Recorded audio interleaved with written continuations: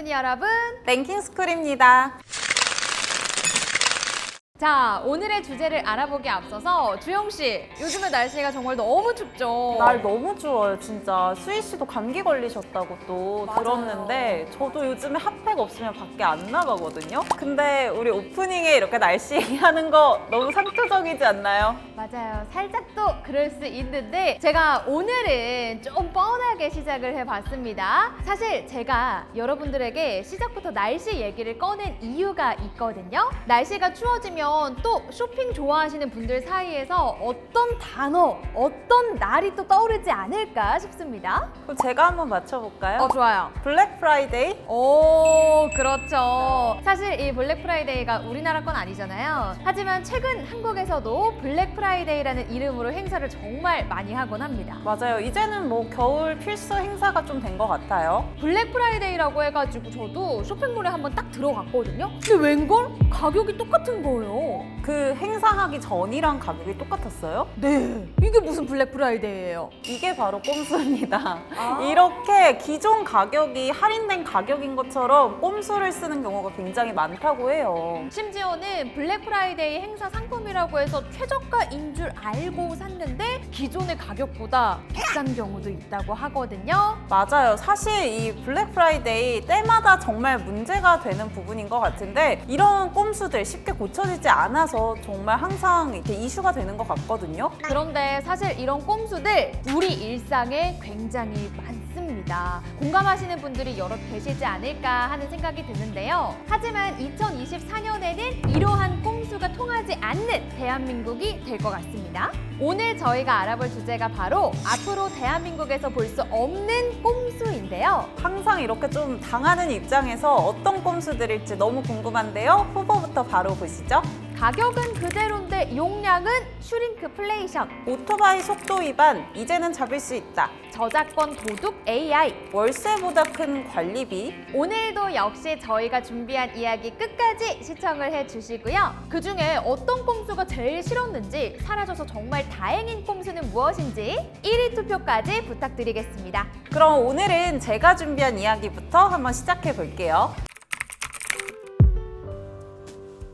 수희 씨는 집에서 음식 좀 많이 해 드시는 편이세요? 저는 뭐 간단하게 찌개라든가 뭐 라면이라든가 뭐 간단한 반찬이라든가 이런 거는 가끔씩 집에서 해 먹긴 하는데, 근데 사실 요즘에 제가 드는 생각은 외식이 더 저렴할 때도 있는 것 같다 싶더라고요. 그렇죠. 사실 1인 가구가 요리해 먹는 게 정말 쉽지가 않은데, 그리고 요즘 마트를 가보면 요리 좀 하셨다니까 아시죠? 너무 잘 알고 있죠. 아니 요즘에 물가가 진짜 와, 지붕 뚫고 하이킥하는 것 마냥 천정부지로 계속 치솟고 있잖아요. 맞아요. 최근에 이 설탕과 소금의 물가 상승률도 1년 만에 최고 수준을 기록을 했고요. 소비자 물가 지수는 3.8%가 올랐다고 합니다. 이 식당들에서도 하나같이 가격을 좀 올리는 걸 보면은 우리의 밥상 물가가 점점 비싸지고 있다라는 게 실감이 좀 되는데요. 근데 이렇게 물가가 오르는 상황에 또 통하는 꼼수가 하나 있다고 합니다.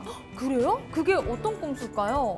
이 가격은 그대로인데 용량을 줄이는 이런 식으로 꼼수를 또 쓴다고 해요. 아니 그러면 따지고 보면 가격이 오르는 거랑 똑같은 거 아니에요? 그렇죠. 근데 가격 자체가 오른 게 아니다 보니까 이 소비자들은 사실 제품을 사서 열어보기 전까지는 알 수가 없잖아요. 그리고 또 실제로 양이 줄었다고 해서 이게 진짜 줄은 건지 아닌지 정확하게 알 방법이 없고요. 이 꼼수를 줄어들다, 감소하다라는 뜻의 이 슈링크, 그리고 물가가 오른다는 현상, 인플레이션을 합쳐서 슈링크플레이션이라고 부르는데, 사실 이렇게 용어가 정립되기 전부터도 이 슈링크플레이션 같은 경우는 식품업계에서 굉장히 유명한 그런 꼼수입니다. 뭐 실제로 슈퍼에서 파는 막대 아이스크림을 생각해보면 크기 정말 작아졌죠. 저는 이거 어렸을 때 기억 때문인지 내 몸이 커져가지고 아이스크림이 작아 보이는 건가 보다 했는데 이게 실제로 작아진 거예요? 그게 다 기업들의 꼼수거든요. 제가 팩트로 한번 이야기를 해드려 볼게요. 실제로 최근에 한국 소비자원에서 조사한 결과 최근 1년 사이에 37개 제품의 용량이 줄어들었다고 해요. 이 풀무원 핫도그 같은 경우는 5개에서 4개로, 서울우유의 체다치즈 같은 경우는 400g에서 360g으로, 백설 비엔나는 640g에서 560g으로, 혜태 고향만두는 415g에서 378g으로 줄어드는 등 적게는 7.7%에서 많게는 12.5%까지 용량이 이렇게 줄어들었거든요. 와, 이거 이렇게 하나하나 알고 보니까 진짜 충격이고요. 아, 그럼 제가 지금까지 5개짜리의 값을 내고 4개를 사 먹은 셈인 거잖아요. 아니, 근데 이럴 거면 그냥 가격을 올려버리지 왜 양을 줄이는 거예요? 사실 요즘 같은 불경기에는 가격이 오를 수밖에 없죠. 근데 사실 소비자들 입장에서는 가격이 오르면 구매하기가 좀 부담되잖아요. 그만큼 소비 심리가 위축될 수가 있는데 그러면은 판매량이 줄어들 우려가 있고 또 가격을 올리는 대신에 양을 줄이는 방법을 좀 택하는 거죠. 근데 이게 용량만 정확하게 표시하면 사실 불법은 아니거든요. 근데 여기에 대해서 일부 제조사 같은 경우는 리뉴얼이라고 이야기를 하기도 해요. 그런데 소비자 입장에서는 솔직하게 가격을 올리는 기업이 차라리 낫다라고 들 만큼 좀 배신감이 드는 그런 치사한 꼼수잖아요. 맞아요. 하지만 다행히도 앞으로는 이런 꼼수 넘어갈 일 없을 것 같습니다. 최근 정부가 기업이 소비자에게 알리지 않고 용량을 줄이거나 이 원재료 비율을 낮추는 그런 행위들을 부당행위로 지정을 했습니다. 이런 부당행위를 하는 경우에는 3천만 원 이하의 과태료를 물리겠다라는 방침을 또 발표하기도 했는데요. 이 용량이 변경되면 매장 내에 변경 사실을 게시하도록 하고 단위별 가격을 표시하는 품목을 확대를 해서 소비자가 쉽게 가격을 비교할 수 있도록 할 예정이에요. 그래도 확실히 마음을 놓을 수는 없는 게 이게 가격을 유지하는 대신 용량을 줄이는 슈링크플레이션에 이어서 또 가격과 용량은 그대로 두는데 원재료를 저렴한 걸로 바꾸는 이런 방법도 있습니다. 야, 그럼 이거 어떻게 우리가 알 수 있죠? 소비자들이 더 똑똑해져야 되는 그런 부분인 것 같은데 그래서 사실 이 원재료를 바꾸는 게 굉장히 인지하기가 힘든 부분이니까 뭔가 더 많이 따져봐야 될 것 같아요. 맞습니다. 그래서 주영 씨가 해준 이런 얘기들을 들어보니까 내가 앞으로는 뭐 하나를 사더라도 용량이 예전이랑 달라지지 않았는지 원재료가 조금 더 저렴한 걸로 다운그레이드 되진 않았는지 벌써부터 머리가 아프긴 한데 확실히 정신 잘 차려야겠다 이런 생각이 들기도 하네요. 당하기 전에 정신 똑띠 차리고 그렇게 구매를 해야 될 것 같아요. 도로 위의 무법자, 도로 위의 시한폭탄. 요즘 이 오토바이들의 난폭 운전이 많은 사람들을 괴롭게 만들고 있죠. 코로나19로 배달 수요가 대폭 늘어난 시점부터 지금까지 오토바이 사고는 매일 57건, 1년에만 2만 건에 달할 정도로 폭증했는데요. 사실 우리나라 사람이라면 불법 운전하는 오토바이 한 번쯤은 보게 되는 것 같습니다. 맞아요. 저도 정말 많이 본 것 같은데 인도로 막 이렇게 다니는 오토바이도 봤고 또 번호판 없는 오토바이 또 실제로 봤거든요. 맞아요. 저 같은 경우에도 제가 횡단보도를 건너고 있는데 빨리 가려고 횡단보도 중앙에 떡하니 멈춰있는 오토바이를 본 적도 있고 요즘에는 이런 게 있더라고요. 도로를 운전을 하면서 막 오토바이가 가다가 횡단보도의 신호가 바뀌잖아요? 그럼 운전자분이 오토바이에서 내려요. 그래서 횡단보도를 그대로 따라서 걷다가 마지막에 다시 오토바이 탑승해서 유턴하고 이런 식으로 불법 유턴하는 경우까지 전 정말 많이 봐서 깜짝 놀랐거든요. 별의별 일이 다 있네요. 그쵸. 그런데 뭐 이렇게 과속하고 신호 위반하고 역주행에 인도주행까지 하는 문제의 오토바이들 사실상 지금까지는요 단속하기가 굉장히 어려웠었다고 합니다. 왜죠? 그 CCTV도 굉장히 우리나라는 도로에 잘 되어 있고 제가 알기로는 단속 카메라도 굉장히 많은 걸로 알고 있거든요. 여기서 문제가 있는데 그 단속 카메라들은 전면 번호판만 찍을 수 있다고 해요. 후면에 번호판이 붙어있는 오토바이는 단속이 어려웠었거든요. 그 점을 악용해서 속도 위반 같은 위험천만한 꼼수를 부렸던 거고요. 게다가 무판 오토바이들도 굉장히 많습니다. 그러니까 번호판이 없는 오토바이 이게 정말 또 문제가 된다는 거잖아요. 맞아요. 그래서 오토바이에도 전면 번호판을 부착하자는 법이 발의되기도 했는데 안전성 문제로 실효성이 떨어졌었다고 합니다. 그래서 이번에 도입한 카메라가 바로 후면 단속 카메라인데요. 기존 단속 카메라의 경우에는 후면의 번호판을 인식하기가 매우 어려웠는데 이번에 도입이 될 새로운 카메라는 도로 위에 있는 오토바이와 자동차들을 모두 인식, 추적해서 단속할 수 있다고 합니다. 번호판이 찍히지 찍히지 않는다는 것만 믿고 도로를 쌩쌩 내달리는 오토바이들, 이젠 꼼짝 없이 카메라에 그대로 찍히게 된다는 얘기죠. 실제로 경찰이 올해 3월부터 서울 중랑구 등 3곳에서 후면 단속 카메라를 도입한 결과 오토바이의 위반 행위가 18.9%나 감소했다고 해요. 근데 굉장히 실효성이 있는 것 같은데 또 기존 운전자들은 불만이 있다 이런 이야기도 좀 있는 것 같더라고요. 물론 그것도 사실입니다. 원래는 전면 번호판만 찍히니까 단속 카메라를 지나면 속도를 높이는 꼼수가 굉장히 많았거든요. 그런데 후면 단속 카메라 도입 이후에 카메라를 지나서 속도를 올려도 단속에 걸리게 되는 거예요. 물론 과속은 당연히 하면 안 되겠지만 일부 운전자들은 우리나라의 제한 속도가 너무 낮아서 오히려 감속으로 인한 사고를 유발할 수도 있다, 이렇게 또 지적을 하기도 합니다. 그러니까 오토바이 단속이 강화된 건 정말 다행인데 그로 인해서 생기는 또 불편함이 있네요. 그래도 단속은 엄격하게 하되 또 이런 점들은 보완하는 그런 대책이 필요할 것 같네요. 주영 씨, 제가 지금부터 몇 가지 그림을 보여드릴 텐데 이 그림을 그린 화가가 누군지 한번 맞춰보시겠어요? 좀 떨리는데요. 아, 근데 잘하실 수 있을 거예요. 왜냐면 굉장히 유명한 화가들이 그린 그림이거든요. 피카소? 오, 짠! 고흐?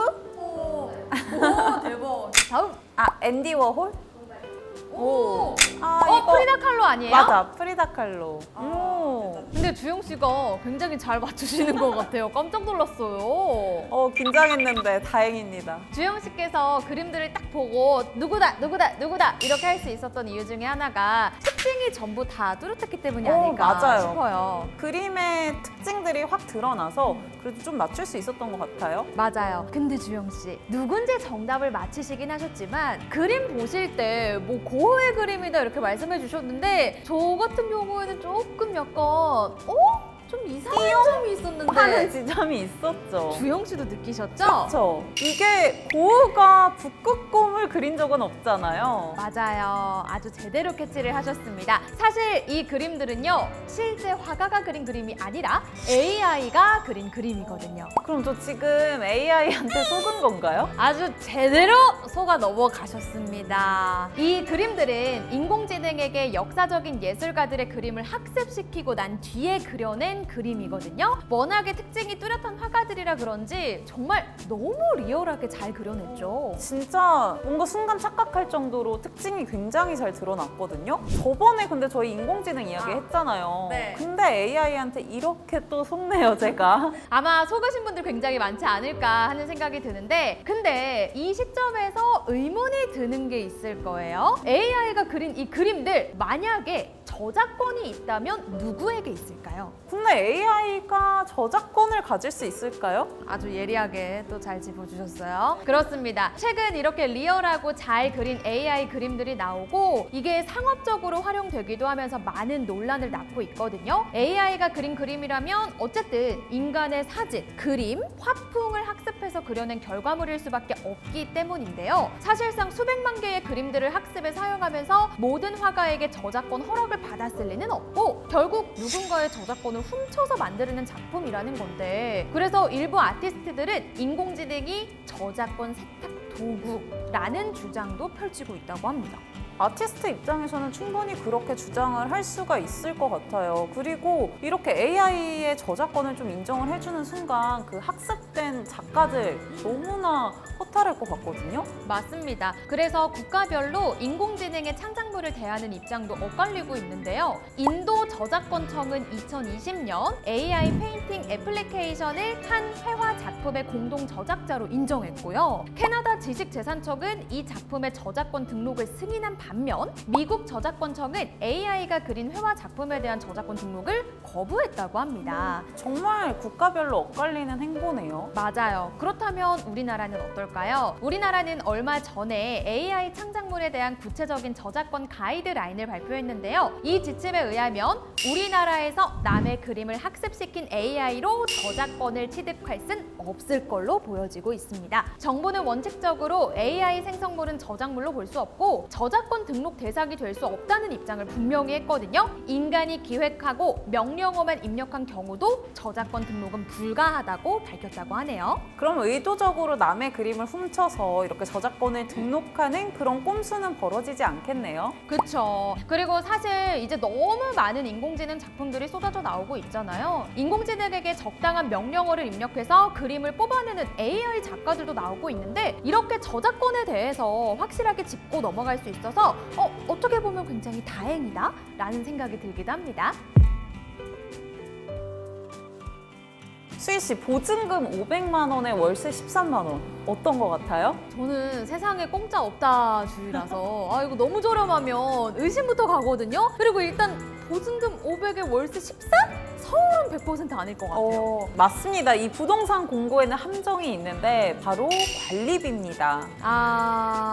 긴 말씀 안 하셔도 저 이거 뭔지 느낌이 확 옵니다. 이런 함정 진짜 조심해야 되잖아요. 맞아요. 부동산 어플에서는 월세가 저렴한데 관리비가 수십만 원인 매물, 여러분도 한 번쯤은 들어보셨을 것 같은데요. 월세는 낮추고 관리비는 높게 책정하는 이런 꼼수를 써서 세입자들을 현혹시키는 경우가 굉장히 많아요. 그러니까 결국 관리비까지 따져보면 기존 월세랑 비슷한 수준이 되고는 하거든요. 진짜 이 얘기만 들어보면 배보다 배꼽이 훨씬 더 큰 상황인 것 같아요. 맞아요. 근데 이 월세가 또 시세랑 비슷한 수준이라고 하더라도 계약하고 나서 어디에 쓰는지 내역을 알 수 없는 이 비싼 관리비를 내고 사는 경우도 있잖아요. 그러니까 이렇게 황당한 꼼수를 부리는 매물들 요즘 들어서 굉장히 속속 등장하고 있다고 하는데 그 이유 중에 한 가지가 전월세 신고제 때문이라고 합니다.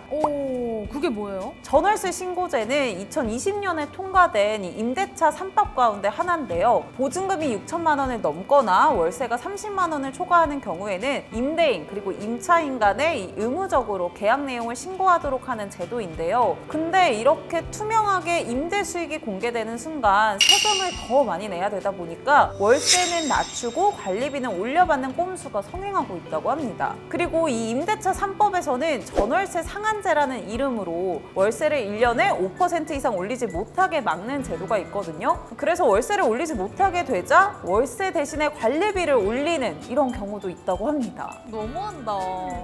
꼼꼼하게 회계 감사도 받고 또 비교적 투명하게 관리되는 아파트랑 달리 대학생이나 청년층이 많이 찾는 소형 빌라는 이 집주인이 임의로 항목을 만들어서 관리비를 부과하게 되거든요. 바로 그 점을 악용했다고 합니다. 사실 같은 돈이면 상관없지 않냐라고 생각하실 수도 있는데요. 문제는 이 관리비가 연말정산 공제 대상에 포함되지 않는다는 거거든요. 그래서 월세는 낮아지고 관리비가 인상되는 경우에는 이 세입자 같은 경우는 연말정산 때 공제받는 금액이 확실히 적어지죠. 맞아요. 아니 그리고 사실 어디에 쓰이는지 모를 관리비를 괜히 높게 내는 것도 내 돈인데 너무 억울하잖아요. 맞아요. 그래서 이렇게 꼼수 매물이 쏟아져 나오면서 관리비에 대해서 고민을 하는 분들 굉장히 많아졌는데요. 사실 저희가 집을 계약할 때 관리비가 어디에 쓰이는지 자세하게 듣는 경우 있으셨어요? 진짜 아파트가 아닌 이상 아파트는 매달 이제 고지서가 날라오니까 뭐 엘리베이터 사용료, 뭐 관리비, 뭐 이렇게 명목이 다 뚜렷하게 나와 맞아요. 있는데 이렇게 적혀져 나오니까. 맞아요. 근데 말씀해주신 것처럼 빌라 같은 경우에는 사실 못 봤던 것 같아요.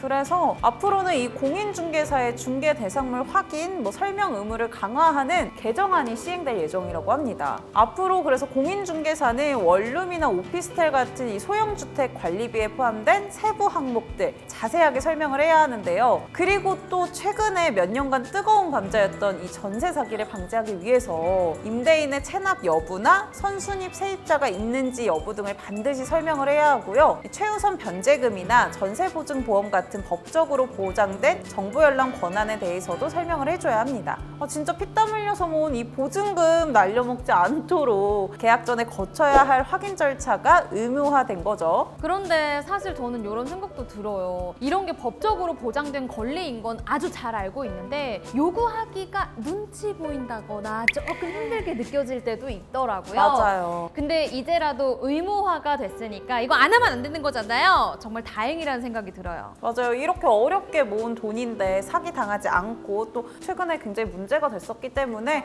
모두들 똑똑하게 쓸 수 있도록 제도가 더 견고하게 좀 마련돼야 한다는 생각이 듭니다.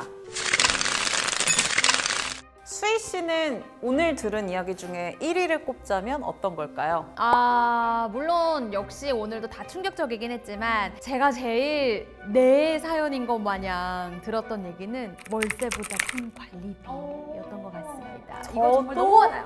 거기 한 표 드릴게요. 그러면 오늘은 주영 씨의 1위랑 제가 뽑은 1위가 똑같이 나왔네요. 저희가 선정한 1위는 바로 월세보다 더 큰 관리비였습니다. 사실 우리 모두 다 소비자이기도 하고 세입자이기도 하고 도로를 걷는 한 시민이기도 하잖아요. 변화들, 제도들이 보완되고 있다 이런 이야기들도 전해드렸는데 이렇게 긍정적인 변화가 있어서 너무 다행이다 이런 생각도 들어요. 하지만 또 다행이라는 생각이 듦과 동시에 어쩌면 우리가 너무 지금까지 안일하게 생각했던 건 아닐까 하는 좀 아쉬운 생각도 같이 들기도 했거든요. 그래도 새롭게 맞이하는 2024년에는 꼼수 부리지 않고 정직한 사람들이 이득을 보는 사회가 됐으면 좋겠습니다. 맞습니다. 올해는 영순이 여러분들도 꼼수가 아예 없는 세상, 꼼수에 당하지 않는 세상을 살아가시길 바라면서 오늘도 여러분 투표 꼭 해주셔야죠. 앞으로 대한민국에서 볼 수 없다는 꼼수 탑4